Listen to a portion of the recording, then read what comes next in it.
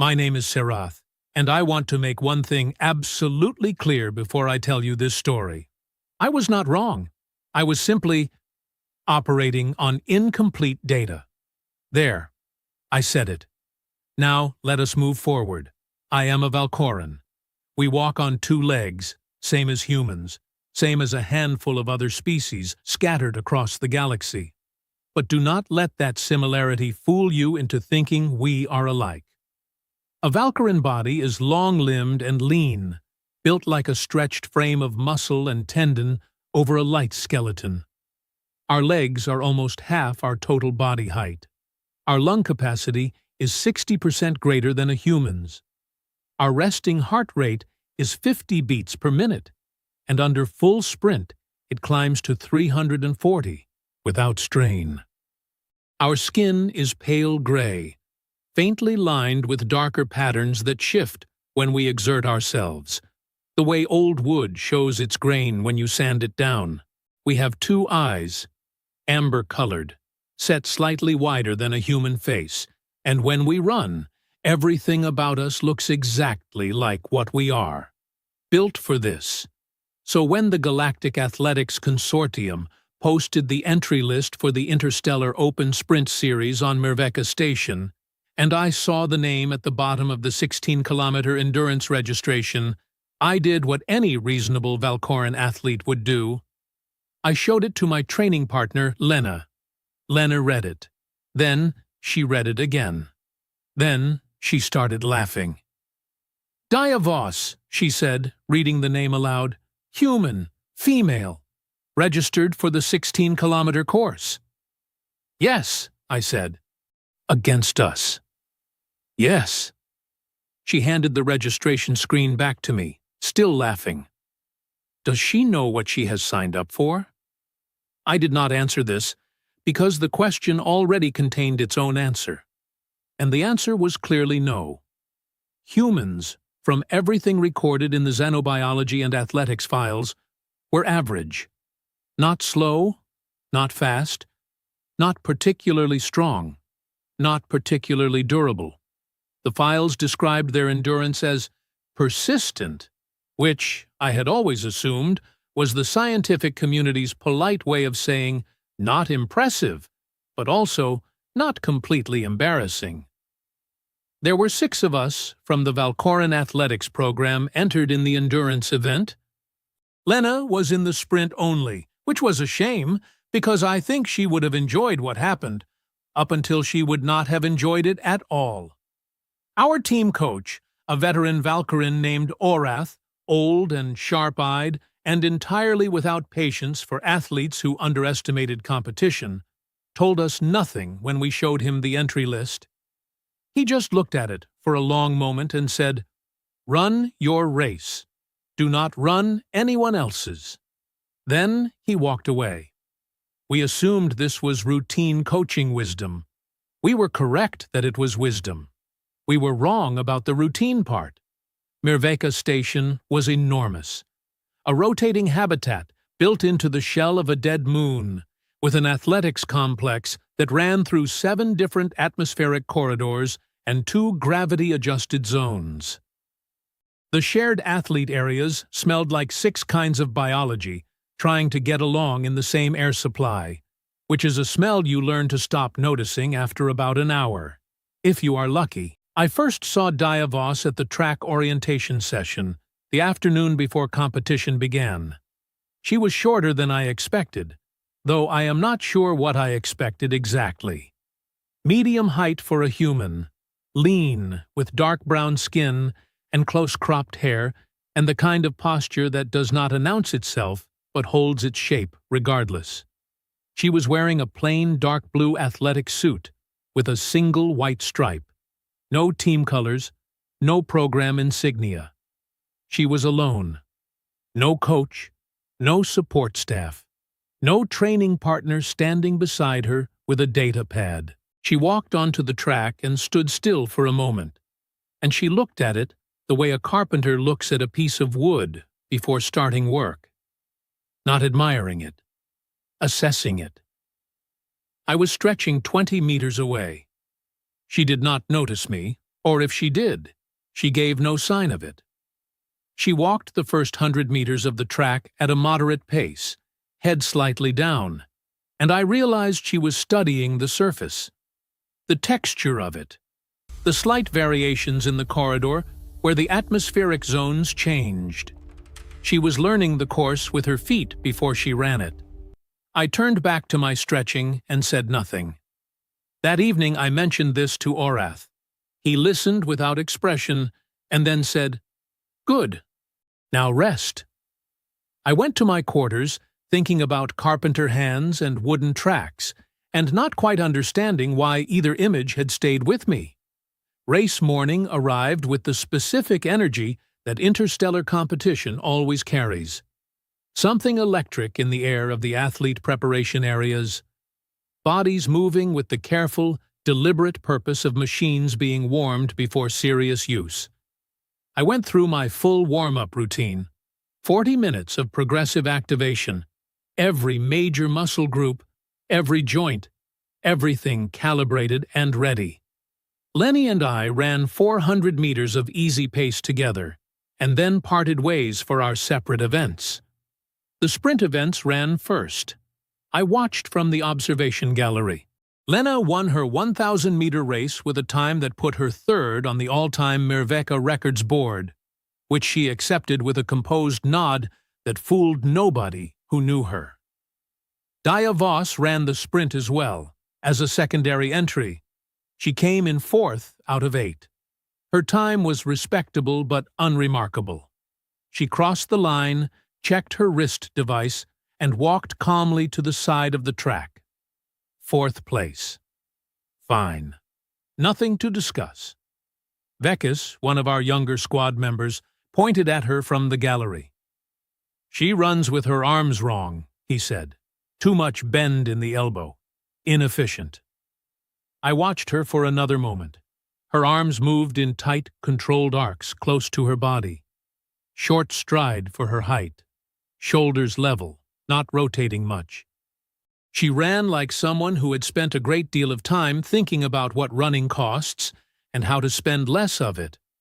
I did not say this to Vekis. I just filed it away. The 16-kilometer endurance course started at midday.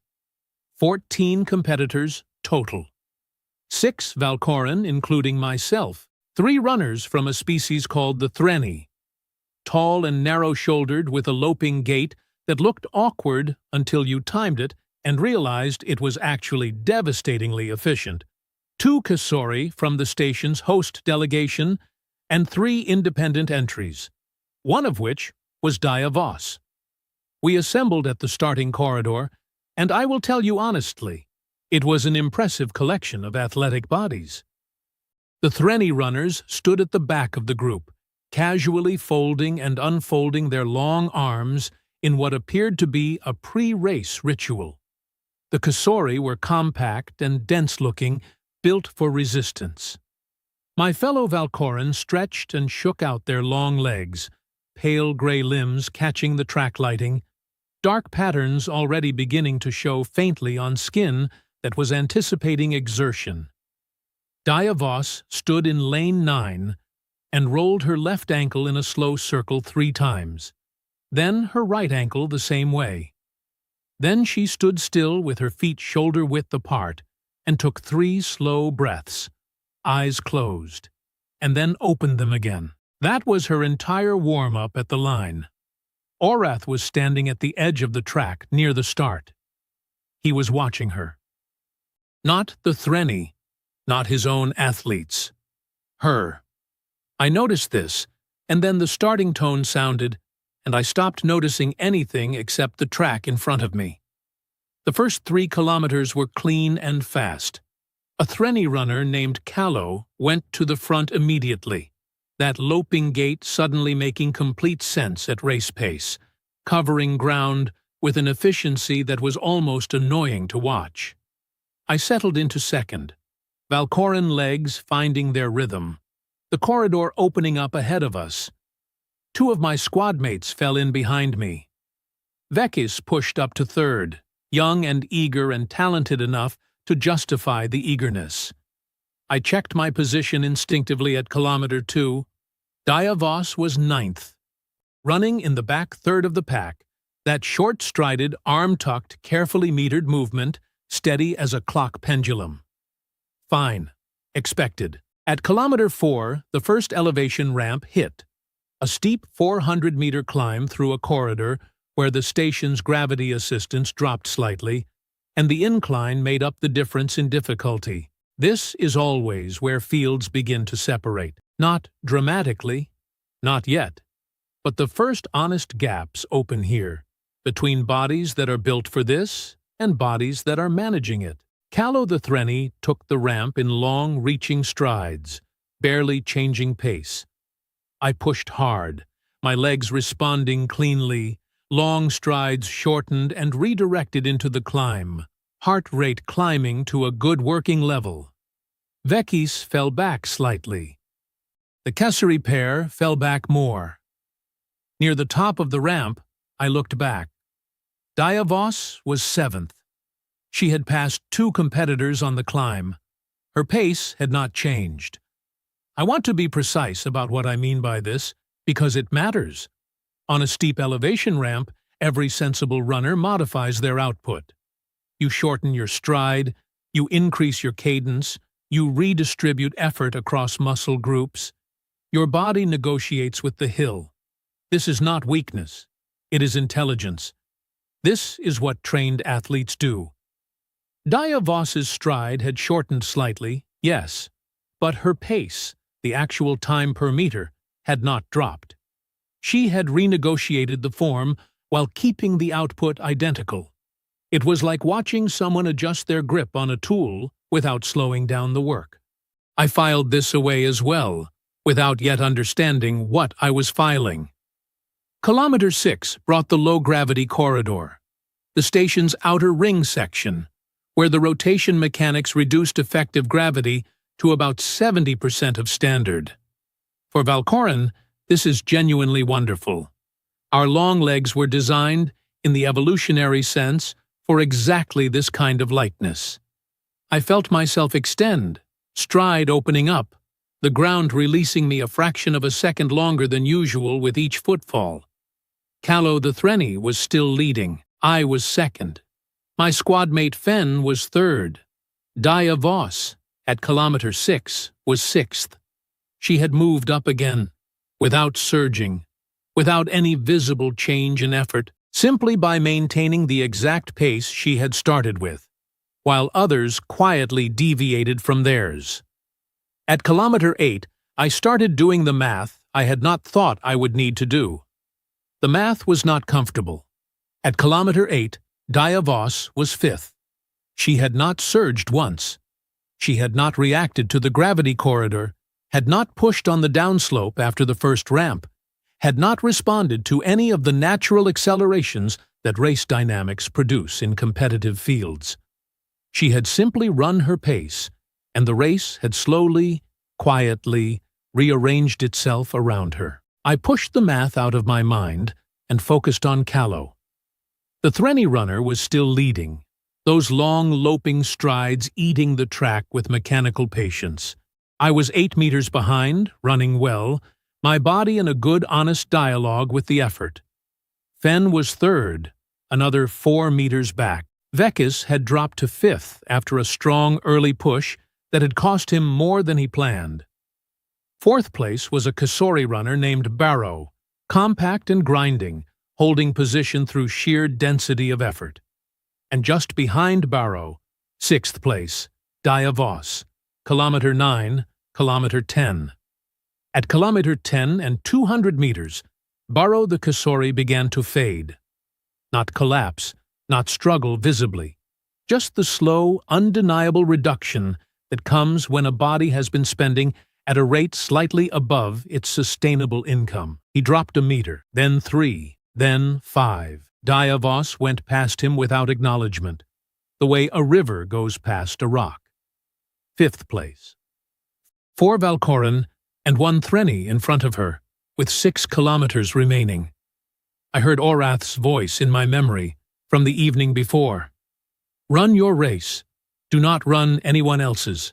I ran my race. I focused on Callow's back, on the corridor ahead, on the second elevation ramp that was coming at kilometer 11. My legs were working hard but cleanly. The honest burn of sustained effort, the kind of burn a trained body recognizes and respects rather than fears. The second ramp arrived. This one is longer than the first. 550 meters of climb, with an atmospheric shift halfway up that changes the air pressure slightly. The kind of change you feel in your chest before you consciously register it. Every runner on the course knew it was coming. Every runner had trained for it. And every runner, without exception, felt it when it arrived. Callow's pace dipped. A small dip, barely measurable, but real. I saw it in the rhythm of his strides, that fractional hesitation that even elite athletes cannot fully hide from someone running close enough behind them. I pushed on the ramp, hard. This is where I win races, on climbs, when my long legs can redirect their full power into upward motion, and my lung capacity absorbs the oxygen cost without complaint. I pulled even with Callow at the 300-meter mark of the ramp, and then I went past him. First place, kilometer 11 and a half, 4.5 kilometers remaining. I came off the ramp and entered the long, flat return corridor with clean, open track ahead of me, and the deep, satisfying clarity of a well-timed race move. Callow was 3 meters behind. Fenn was 8 meters back. Everything was as it should be. I did not look further back than Fenn. I should have. Kilometer 12 passed. I was running the best race of my year, possibly of my season. My stride was full, and my breathing was controlled, and the finish corridor was beginning to feel like something real and achievable, rather than abstract. Callow stayed close, those loping, threnny strides not giving up the chase easily. Fenn held third. At kilometer 12 and 800 meters, I heard something. Footsteps. Behind me. Not Callow's footsteps. I knew those already. That distinctive rhythmic pattern of threnny running mechanics. These were different. Shorter cadence. Lighter contact with the track surface. The sound of a smaller foot striking a surface with careful, deliberate precision. I told myself it was Fenn. Fenn had pushed up. Fenn was mounting a late challenge, which was unlike him but not impossible. Then I checked my peripheral vision as I rounded a gentle curve in the corridor, and I saw the dark blue athletic suit with the white stripe. And I understood that it was not Fenn. Dia Voss was 4 meters behind me. Fourth place had become third place, had become, somewhere in the kilometers I had not been watching, second place, and she was 4 meters off my shoulder with 3.5 kilometers to go, and she looked exactly the same as she had looked at the starting line. Not tired, not pushing, not performing an act of desperation or ambition. Just running. That same settled, even, quietly relentless pace. That same closed face with its private internal agreement. The one she had made with herself some time before she ever arrived at Mirveka Station. The one nobody in this race had been invited to. I ran harder. Not a panic surge. I am too experienced for panic surges, but a deliberate, measured increase. The kind of acceleration a trained athlete makes when the race demands it. My legs responded, stride lengthening, contact time with the track shortening, the corridor beginning to move faster past my peripheral vision. For 250 meters, the gap held at 4 meters.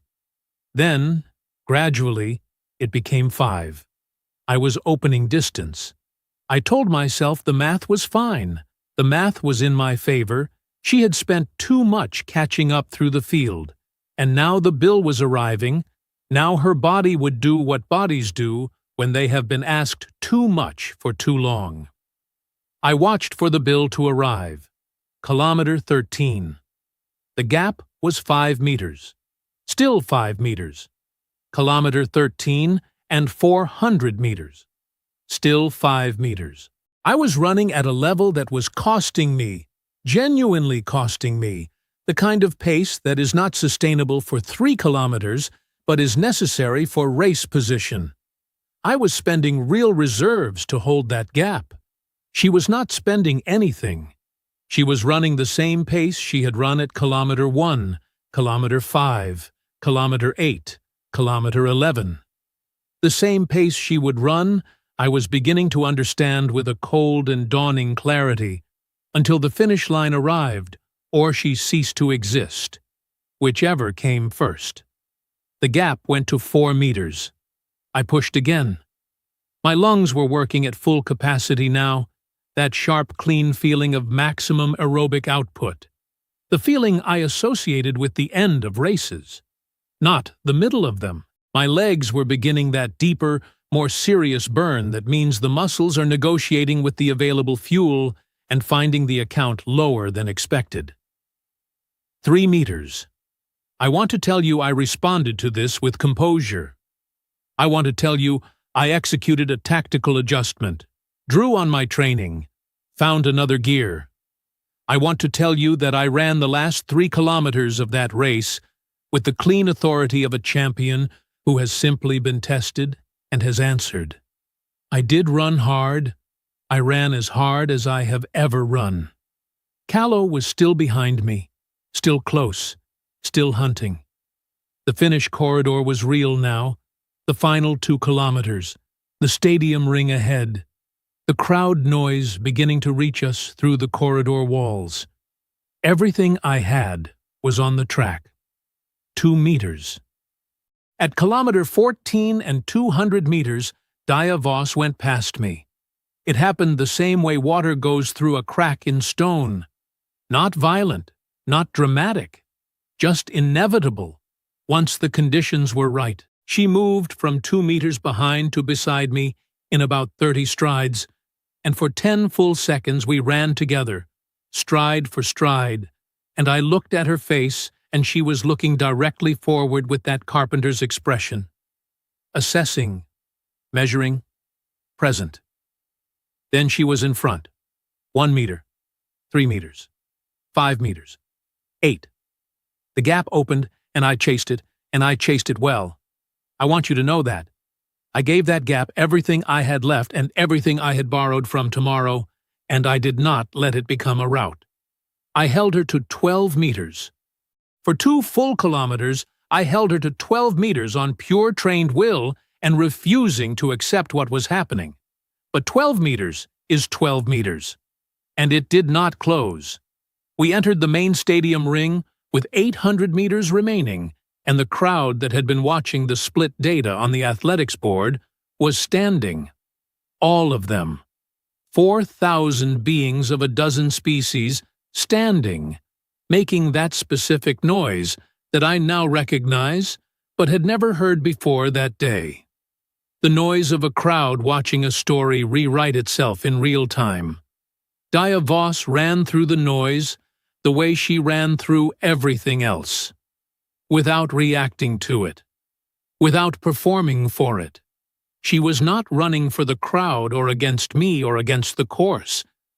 She was running the race she had decided to run before any of us arrived, the race that had been set in her body long before Mirveka Station, long before this competition, long before any Valkoran had ever laughed at an entry form. She crossed the finish line first. Her time set a new Mirveka Station course record for the 16-kilometer endurance event. I crossed 12 seconds later, second place, breathing in the way that means the body has been fully emptied and is now taking inventory of the damage. Callow came in third, 6 seconds behind me. Fenn, fourth. I stood with my hands on my knees for a moment, which is not dignified, but is honest. When I straightened up, Orath was standing at the athlete exit. He said nothing. He simply looked at me with those old, sharp eyes, and then looked out at the track where Dia Voss was accepting the winner's acknowledgement with the same composure she had carried into the registration hall 2 days ago. Hands relaxed at her sides. breathing steady, not performing any emotion for the audience. She looked like someone who had expected this outcome, not with arrogance, but with the quiet confidence of a person who understood exactly what she was and had simply gone out and been it. She never changed pace, I said to Orath. No, he said, from kilometer 1 to kilometer 16. Yes, I was quiet for a moment. The files say humans have persistent endurance. Persistent, Orath repeated, with the precise inflection of someone tasting a word and finding it inadequate. Whoever wrote that, I said, was describing a river as slightly wet. Orath almost smiled. Almost. Go recover, he said. Drink everything. Eat something. Then come find me. There is a lot to discuss. I went to the recovery area and sat with cold compresses on both legs and stared at the ceiling for a while. Vekis came and sat nearby, and neither of us spoke for several minutes, which was unusual for Vekis, who normally had something to say about everything. Eventually he said quietly, "She was 7th at kilometer 8. Yes, I said. She went from 7th to 1st in 8 kilometers without ever going faster. Yes, I said. He was quiet again. Then, that should not be possible. I thought about this carefully before answering. I think that is what we said when we read the entry form, I said. I think we said a lot of things that should not be possible, and most of them were about her, and most of them were wrong. Vekis had nothing to add to this, so he said nothing. Later that evening, in the shared athlete area, I crossed the room to where Diavos was sitting alone with a small meal and her wrist device. I am not sure what made me do it. Some combination of professional obligation and genuine need to understand something that my training had not prepared me for. Diavos, I said. She looked up, that direct, unhurried gaze. Sarath, she said. She knew my name.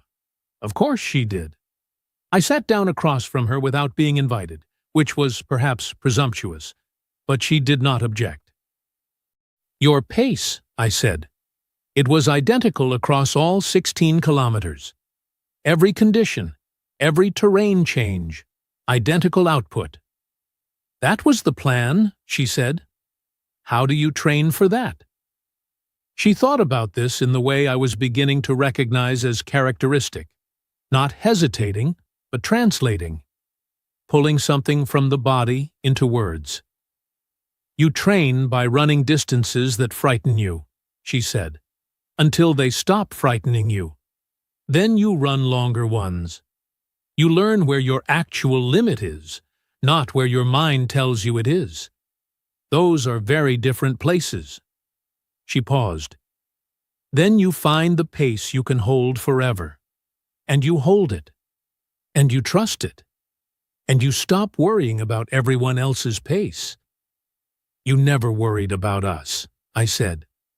It was not quite a question. I watched you at the start, she said. I watched your warm-ups. I had your race records. I knew none of you would run a perfectly even pace for 16 kilometers. She met my eyes. Very few species do. It requires a particular kind of patience. Persistent, I said, and I said it the way Orath had said it, tasting the inadequacy. She noticed. The corner of her mouth moved, that controlled human expression that contains more than it shows. Whoever wrote that description of us, she said, probably watched humans run a short race. Probably, I agreed. I went back to my bench, and my cold compresses, and my ceiling. Outside, through the station's observation panels, the stars were doing what stars always do, burning steadily, without urgency, across distances that have no interest in being hurried. I thought about that for a while. In my official report to the Valkoran Athletics program, I described Diavos as an endurance competitor of exceptional metabolic consistency, whose performance model is structurally distinct from all known comparative species, data, and requires significant revision of current human athletic assessments. Orath added one sentence at the bottom before submitting it. His sentence read, "We laughed at the entry form. We will not do this again." Vekis, to his credit, has not laughed at a human entry form since.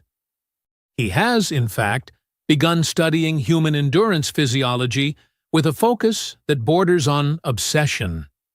He sent me a document last month, 40 pages, on the evolutionary history of persistence hunting on a planet called Earth, where a species learned, over hundreds of thousands of years, to follow prey across open ground for hours at a time, not because they were fast, but because they were impossible to exhaust. The document ended with a single line he had added himself, outside the academic text. It read, "We should have read this before we laughed." He was right. We should have. My name is Sarath. I am a Valkyran. We are, by every measurable standard in the known galaxy, among the finest sprint and middle-distance runners ever recorded. I finished second. To a human who never